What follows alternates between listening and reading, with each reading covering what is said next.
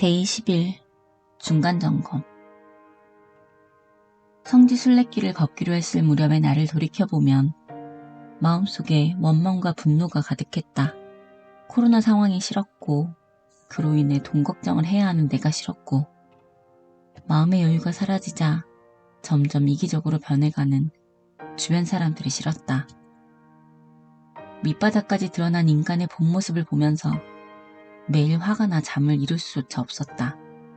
내가 조금 더 여유가 있어 선한 마음으로 도운 일이 부메랑이 되어 내 목을 그으려고 달려들었다.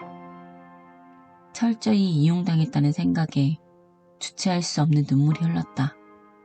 서러움이 목 끝까지 차오른 순간 순례길을 결심하고 걷게 되었다. 걷는 동안 나에게 오롯이 집중하면서 모든 인간이 불완전하다는 것을 인정했다. 보이는 것이 전부는 아니며 모두가 저마다의 짐을 짊어지고 있다는 것, 세상에 완벽히 무해하기만 한 사람은 없다는 것도. 그러자 한동안 나를 괴롭히던 타인에 대한 원망이 사라지고 연민의 감정이 피어올랐다. 그래, 그 사람도 다 이유가 있었을 거야. 마치 나와 타인을 더 사랑해주라고 말하는 것 같았다. 부정적인 감정에 집착하느라 행복하기만 해도 모자란 내 삶을 낭비하고 있었구나. 털어내지 못한 것이 있다면 이 길에 다 내려놓고 가리라 다짐했다. 라디코파니. 인간은 역시 정의 동물이었다. 눈을 뜨니 새벽 5시 30분. 뒹굴뒹굴 침대 위를 구르다가 다시 시계를 봐도 겨우 6시. 출발하고도 남았을 시간에 내 집도 아닌 남의 집 침대에서 누리는 여유가 어쩐지 달갑지만은 않았다. 걷지 않는 오늘은 걷는 동안 드러나지 않았던 모든 걱정이 한꺼번에 튀어나와 머릿속을 어지럽히는 것 같았다. 의료보험증 갱신, 이사할 집 찾기, 이탈리아어 시험, 떼약볕에 말라 죽어가고 있을 우리 집 올리브나무. 어제까지만 해도 죽어도 못 걷겠다 싶더니 가득 들어찬 걱정거리들 때문에 다시 짐을 챙겨 걷고 싶어졌다. 이 와중에도 토나태평 남편은 코를 골고 있었다. 얼마나 고단했을까 싶어 그냥 뒀더니 아침 9시까지 통잠을 잤다. 오늘은 우리가 유일하게 여유를 부릴 수 있는 날이었다. 토스카나주에서 라치오주로 이동하기 전에 라디코파니에서 온전히 머물기로 했다. 말하자면 다시 시작하기 위한 몸과 마음의 재정비 시간이었다. 남편은 잠에서 깨어나자마자 짙은 눈썹을 한참 휘저으며 핸드폰 화면을 들여다보았다. 그러다 갑자기 결심했다는 듯 오늘은 다른 숙소로 옮겨야겠단다. 나의 로망인 2층 집에 안락하기까지 한 숙소가 나는 너무 좋은데 도대체 왜? 그가 말하는 이유는 첫째, 새로운 도시에서 다양한 숙소 컨디션을 경험해 보아야 한다. 가이드라는 직업적인 특성상 그는 다양한 호기심을 충족해야만 직성이 풀렸다. 둘째, 오늘은 주말이 아닌 월요일이기 때문에 비슷한 컨디션에 더욱 저렴한 숙소들이 많다. 셋째, 아무리 비대면 시대라 해도 지금의 집주인은 나타나지 않은 채 열쇠의 위치만 알려주었고 소통도 원활하지 않았다는 것. 빈틈없이 모는 종이처럼 꼼꼼한 남편 덕분에 지금까지 여행에서 불만족스러웠던 숙소는 손에 꼽을 정도였다. 곧바로 점찍 얻은 몇 군데 중에서 가장 가까운 곳으로 예약을 마쳤다. 짐을 옮기기 전 고양이 세수를 하고 아침 식사를 하기 위해 집을 나섰다. 월요일은 이 동네의 카페테리아나 식당들이 대부분 문을 닫기 때문에 카푸치노 한 잔을 마시려고 10여 분을 걸어서 동네 초입에 있는 가게까지 갔다. 덕분에 어제 못한 동네 구경으로 아침을 시작했다. 전혀 기대하지 않았던 마을이었고 속으로 무지막지하게 욕을 했는데 나는 왠지 낭만이 흐르는 이 도시가 마음에 들었다. 사람 마음이 참 가벼웠다. 부침개 뒤집듯이 일이 쉽게 뒤집히다니. 아무것도 하지 않아도 되는 오늘, 정말 아무것도 하지 않고 나태하게 보내야겠다고 생각했다. 아침을 먹고 숙소로 돌아오는 길 먼저 약국에 들렀다. 약사에게 만신창이가 된 내 두 팔을 보여주었다. 피부 껍질이 벗겨져 새살이 돋아나야 하는데 지속해서 태양에 노출되다 보니 커다란 물집이 생겨서 흉하기까지 했다. 태양에 의한 화상이라 반드시 병원에 가야 한다며 일시적인 연고 처방을 해주었다. 우리는 공원에 앉아 정성스럽게 서로에게 약을 발라주었다. 미우면서도 고맙고 안쓰러운 존재. 없으면 허전하고 옆에 있으면 귀찮기도 한 존재.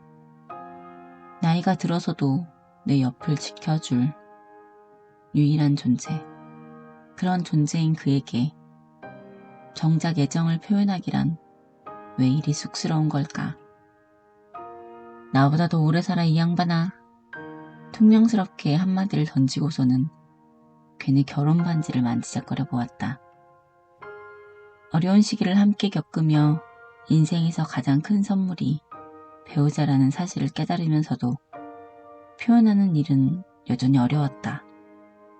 한없이 사랑스럽다가도 남인 듯 냉정해지는 그에게 오만정이 다 떨어질 때도 있지만 함께였기에 이 시기를 버틸 수 있었음도 부정할 수 없다. 굶기지 않겠다라는 현실적인 발언으로 나를 유혹했던 그가, 그리고 그 꼬임에 넘어간 내가 함께라면 어떤 어려움도 이겨낼 수 있겠다 싶었다. 수십 년을 함께한 노부부처럼 서로에게 파스를 붙여주며 우리는 다시 한번 결의를 다졌다. 새로 옮겨갈 숙소에 미리 짐을 맡겨두고 본격적으로 동네 산책에 나섰다. 라디코파니는 발도르차 평원 남쪽 경계에 해발 약 900m 언덕에 있는 중세시대의 중요한 요새 마을이다. 산 피에트로 성당 앞 시민공원에 앉자 우리가 걸어온 발도르차, 그 비단 같은 녹색 평원이 눈앞에 그림처럼 펼쳐졌다.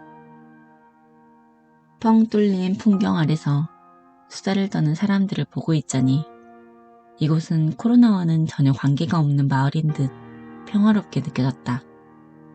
뜨거운 햇살이 내리쬐어도 커다란 나무가 그늘을 드리워 종일 나른하게 쉴 수 있는 공원이었다.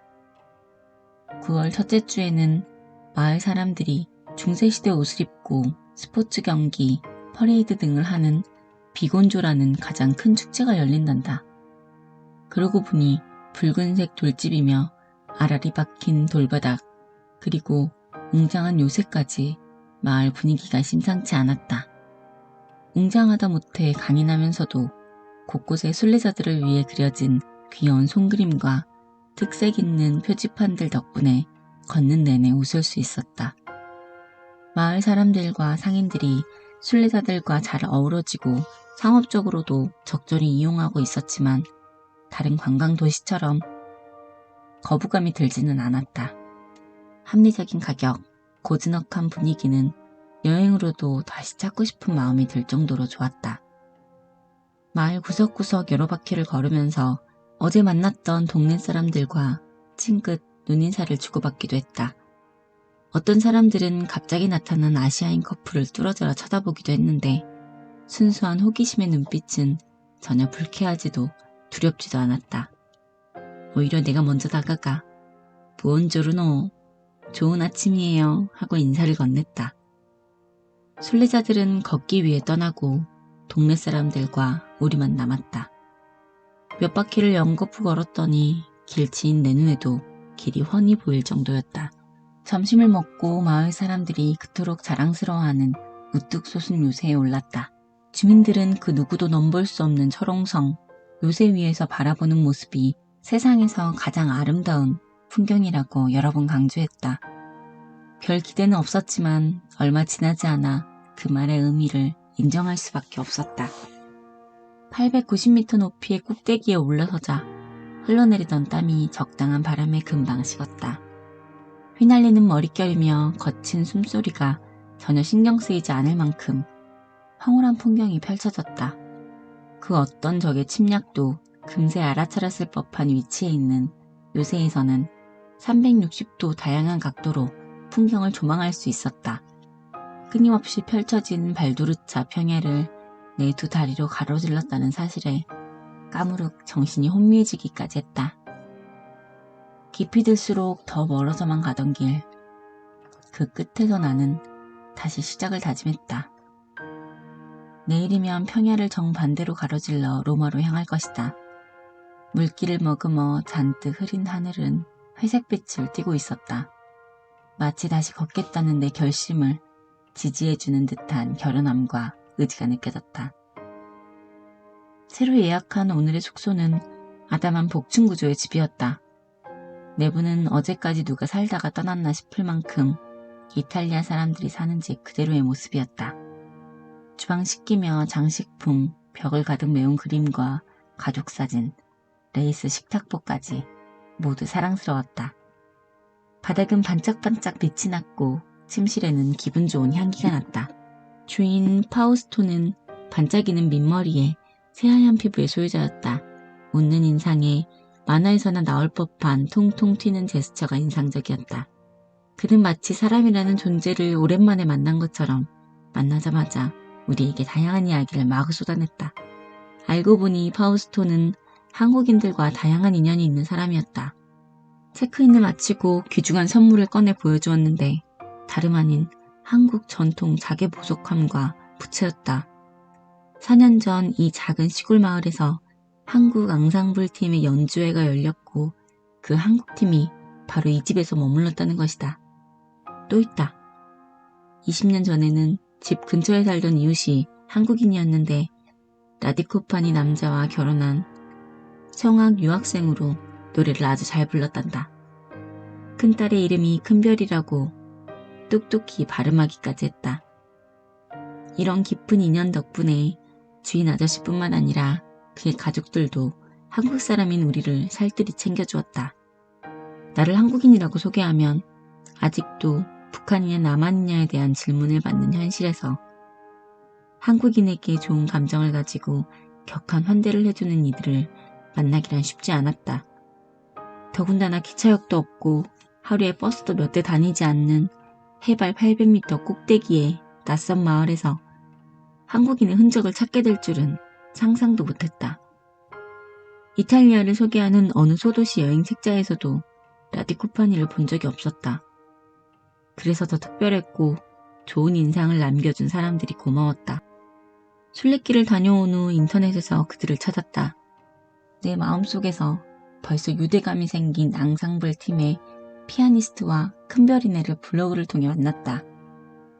그들에게 파우스토 아저씨가 당신들을 그리워하고 있노라고 한국인에 대해 좋은 인상을 남겨주어 고맙다는 말을 전했다. 라디코파니와 파우스토가 너무 그리워요. 그들도 지금의 나처럼 사랑스러운 마을과 그곳 사람들을 몹시 그리워하고 있었다. 숙소를 옮긴 것이 달갑지 않았지만 이번에도 남편의 선택이 좋았음을 인정했다. 이 집에서 정말 편안하게 머물 수 있을 것 같았는지 갑작스레 나른해지면서 잠이 쏟아졌다. 까무룩 잠이 들었다가 눈을 떴다. 한바탕 비가 쏟아졌던지 널어둔 빨래가 흠뻑 젖었다. 다시 물기를 꼭 짜서 널어두었다. 파우스토 아저씨도 다시 빨래를 널어 말리고 있었고 그 옆에 검은 고양이가 배를 드러내고 누워있었다. 내 옆에 배를 드러내고 누워있는 남편과 꼭 닮은 것 같아 픽하고 웃음이 났다. 시간이 안 가는 것만 빼면 완벽한 날이었다. 우리 부부는 평소에는 집에서 각자의 노트북을 들여다보며 시간을 보내곤 했다. 글을 쓰거나 전자책을 읽는 나와 달리 남편은 각국의 사회 경제 기사를 읽으며 동향을 파악하고 그날의 확진자 수, 사망자 수, 백신 접종 현황 등 다양한 통계들을 정리하는 일로 하루를 시작했다. 지금까지 다녀온 이탈리아 여행 정보는 파워포인트로, 집안의 각종 세금과 가계부는 엑셀로 정리하고 하루의 일상은 글과 영상으로 매일 기록했다. 1분 1초도 늘어지는 법이 없이 밀도 있는 하루를 보내는 사람이었다. 여행을 준비할 때도 최소 파워포인트 50장 정도 분량의 정보를 정리하고 공중 화장실 위치까지 파악해야만 떠날 준비가 되었다고 생각하는 사람이었다. 나처럼 속옷 석장, 가랑입을 옷 3벌, 일주일치 여행짐이 손바닥만한 가방 하나로 해결되는 것이 가장 신기하다고 했다. 충전용 어댑터도 국가별로 종류별로 챙기는 그야말로 내 기준에는 별난 사람이었다.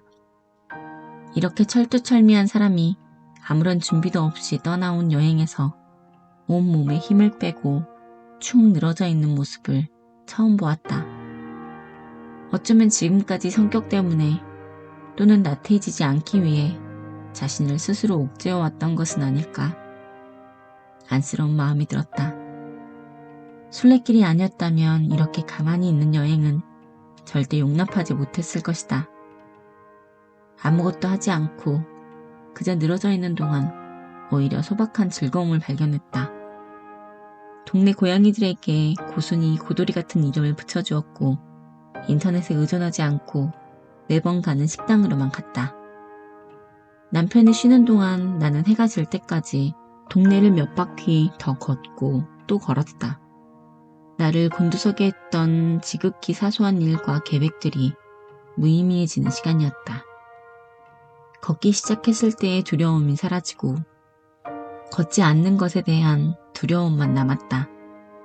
걷기가 내 삶의 일부가 되었음을 나는 멈추지 않는 것으로 끊임없이 고백하고 있었다.